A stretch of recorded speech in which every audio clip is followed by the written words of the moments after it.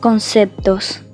Hemos afirmado en el capítulo anterior que el planteamiento de una investigación no puede realizarse si no se hace explícito aquello que nos proponemos conocer. Es necesario distinguir entre lo que se sabe y lo que no con respecto a un tema, para definir claramente el problema a investigar. Surgen objetivos internos y externos, y la posibilidad de emprender lo impredecible de limitación de campo de estudio.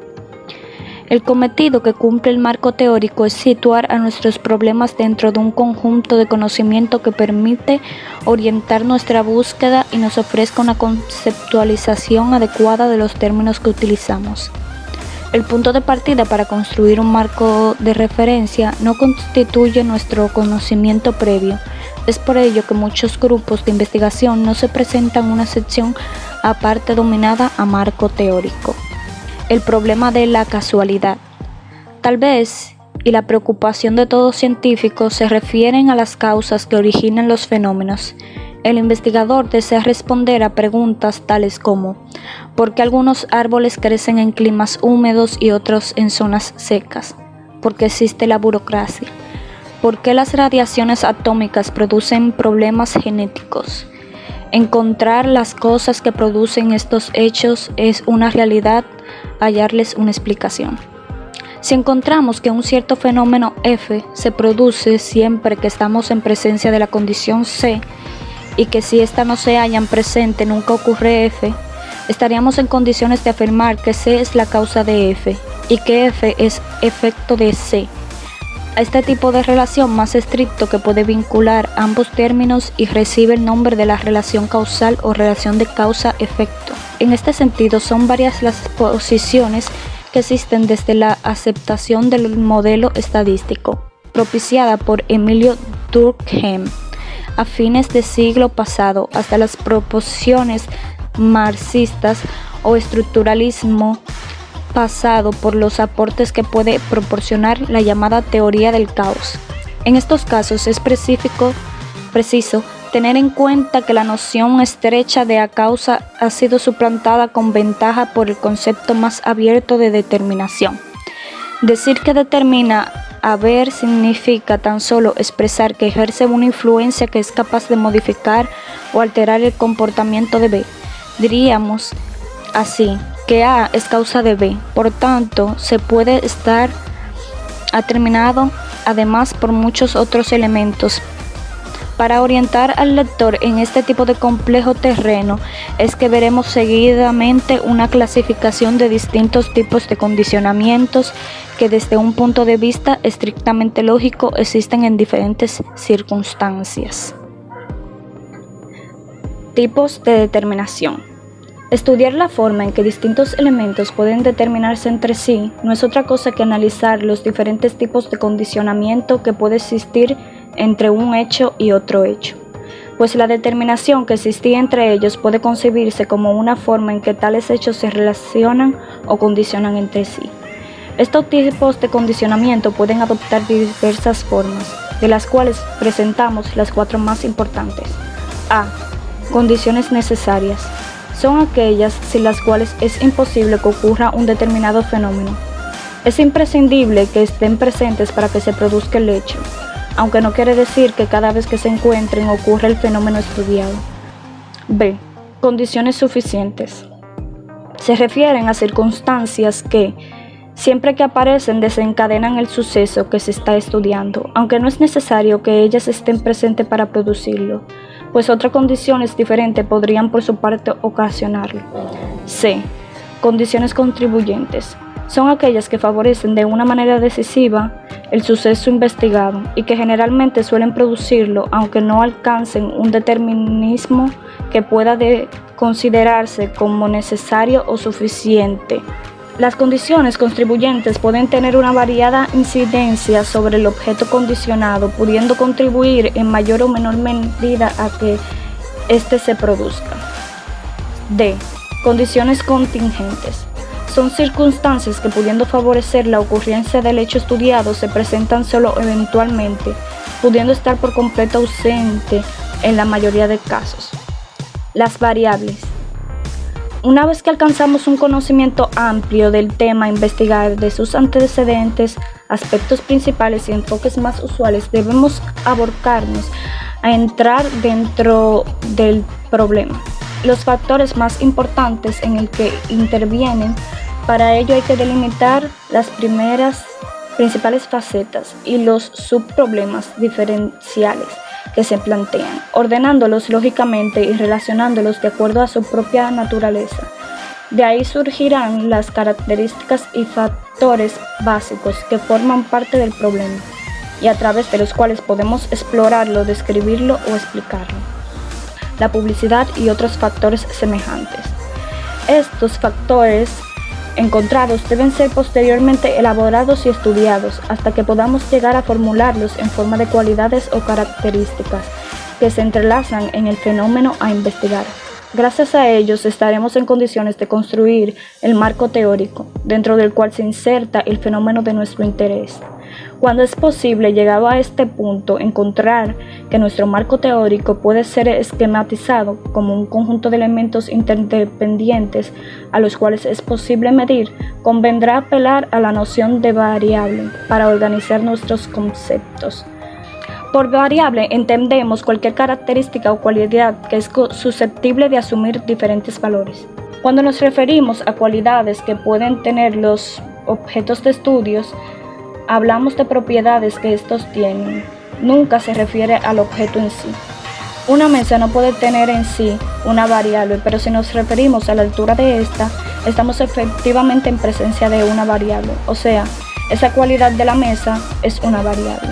El tiempo es siempre considerado como una variable, pues los hechos que producen en un momento o en otro, dentro de un continuo que va discurriendo constantemente. De este modo, el color de un objeto es también un valor. Si consideramos la variable a color del objeto, suele llamarse a estas variables sobre las cuales no se construyen una serie numérica definida. Variables cualitativas, para distinguirla de aquellas que sí admiten una escala numérica de medición y que se llaman, por lo tanto, cuantitativas.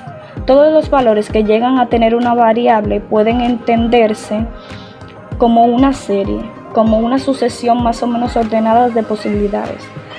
Tales series son de tipos básicos. A. Continuas. Cuando entre uno y otro valor existen infinitas posibilidades intermedias.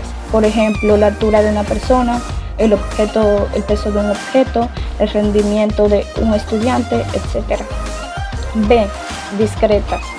Cuando dicha posición intermedia carecen de sentido, pues la variable se modifica de a saltos entre un valor y otro, y no en forma paulatina.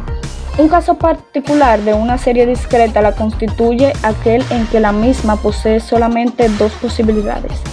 Ejemplo de ello sería categorías como muerto, vivo, o países con o sin salida al mar, donde no cabe otra opción que las dos mencionadas.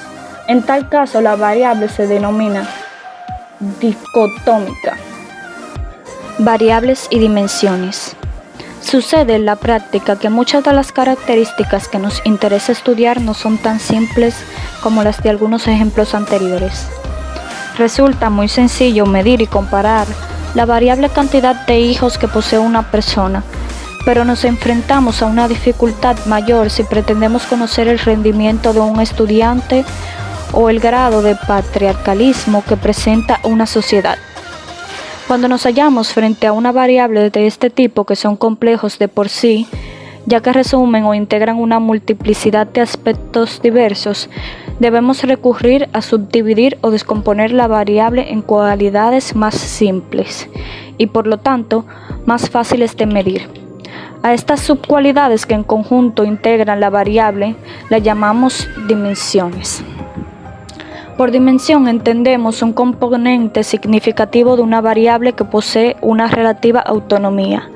Nos referimos a componentes porque estamos considerando a la variable como un agregado complejo de elementos que nos dan un producto único, de carácter sintético. Si, por ejemplo, nos interesa conocer y distinguir a las personas de acuerdo a su nivel socioeconómico, esta variable tendrá a su vez dos dimensiones distinguibles: el nivel social y el nivel económico. En general, podemos afirmar que una cualidad interviene como variable en una investigación cuando nos es útil relacionarla con un todo, con otra u otras variables. En cambio, debemos tomarla solo como una dimensión cuando su sentido como cualidad aislada sea poco significante y deba agruparse con otras cualidades para poder ser relevante. Relaciones entre variables. Luego de haber precisado los factores que intervienen en un problema, de haberlos definido y analizado hasta determinar el tipo de condicionamiento que los unen, habremos obtenido un conjunto de variables relacionadas entre sí de una cierta manera particular. Debemos, entonces, organizar estas relaciones observadas de modo tal que podamos construir un esquema coherente que nos exprese el cuadro general del problema. Para ello partiremos del núcleo inicial de todo esquema de variables, es decir, del caso elemental en que encontraremos que la variable b se halla condicionada por la variable a. Solo nos interesa expresar esa relación simple entre ambas variables. Si suponemos que la alimentación que se recibe en la infancia, variable a, afecta o determina o influencia el nivel de inteligencia posterior de la persona, variable b, expresaremos esta relación diciendo que las variaciones de b dependen en cierta medida por lo menos de lo que ocurra con la variable a. Llamaremos entonces a la variable a independiente y a la variable b dependiente, pues sus valores dependen de los que asuma a. También puede haber otra variable c a la cual a es dependiente de c pero dependiente de b. Además de estas tres posiciones básicas que las variables pueden adoptar al relacionarse entre sí, existe una cuarta posibilidad que se refiere al caso de variables que ejercen una influencia de tipo difuso y general sobre todo el conjunto de los hechos investigados. Designaremos a este tipo de variables con el nombre de contextuales, porque nos indican precisamente el medio, el contexto o el ámbito general donde se desarrollan los fenómenos que se estudian. Concepto de hipótesis. Cuando afirmamos que existe una cierta relación entre dos variables, estamos suponiendo que una cierta característica de la realidad influye sobre otra. Si enunciamos esta relación de un modo explícito afirmando que X afecta el comportamiento de Y, y si además le damos a tal afirmación un carácter condicional de enunciado sujeto a prueba o verificación, estaremos elaborando un tipo de proposición fundamental en el avance de toda ciencia. La hipótesis. La hipótesis es una afirmación aún no verificada que relaciona dos o más variables de una manera explícita. Lo que allí se enuncia puede o no ser confirmado por los hechos, por los datos que se recojan, que en todo caso sirven como punto de partida para organizar el conjunto de las tareas de investigación. Llegar a comprobar o rechazar la hipótesis que se ha elaborado previamente, confrontando su enunciado teórico con los hechos empíricos, es el objetivo primordial de todo estudio que pretenda explicar algún campo de la realidad. Por otra parte, debemos apuntar que las hipótesis pueden pertenecer a diferentes órdenes o niveles, es decir, que ellas pueden ser más o menos generales o específicas. ¿Cómo formular un marco teórico? El lector deberá comprender, antes que nada, que por la índole compleja de esta tarea es imposible indicar una vía única para construir el marco teórico de todas las investigaciones. Existen obvias diferencias entre casos particulares que hacen más o menos importante esta parte de la investigación, donde el objetivo fundamental es determinar el grado de adaptación de una especie a una zona más desértica que la de origen. Los problemas del marco teórico pueden resolverse con bastante facilidad y no ocupan una investigación. En primer lugar, resulta de gran utilidad que el investigador, al comenzar a estudiar su tema, trate de poner al día con sus conocimientos por medio de sistemática y amplia consulta bibliográfica, apelando naturalmente a bibliotecas, archivos, centros de investigación y redes informáticas que se pueden consultar a través del Internet. Esta recapitulación no habrá de ser pasiva. Será conveniente que sobre lo estudiado se formulen anotaciones esquemáticas, se comparen puntos de vista, se establezcan análisis y síntesis.